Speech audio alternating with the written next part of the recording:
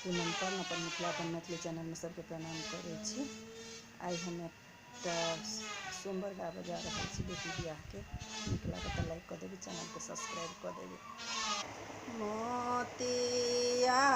बराना बर जोहियौ यो बाबा, फूल बसन सुकुमारियो,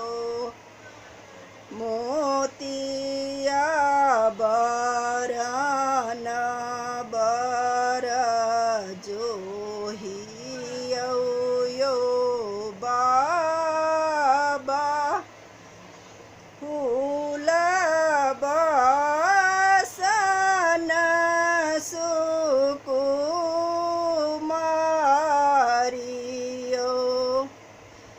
बाबा के बारी में घना फूल बरिया, लगी गेल चमेली के गाछयो, बाबा के बारी में घना फूल बरिया, लगी गेल चमेली के गाछयो, ताहि तरह बाबा पलंगा ओछाओला, आबि गेल आलस नींदयो,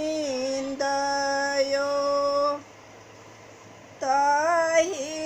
तरह बाबा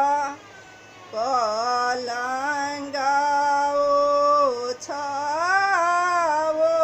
ओछाओला, आबि गेल आलस नींदयो, सुपति खेलैते बेटी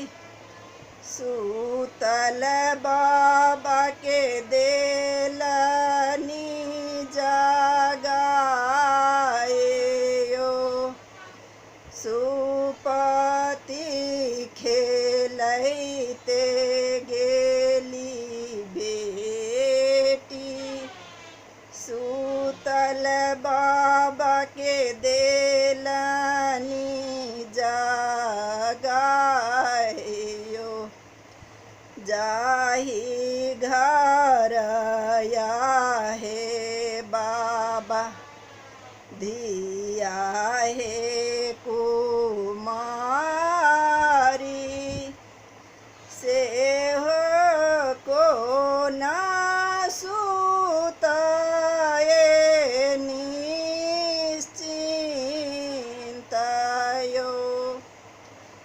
जाहि घर हे बाबा धिया हे कुमारी, से हो को ना सुतती निश्चिंतयो,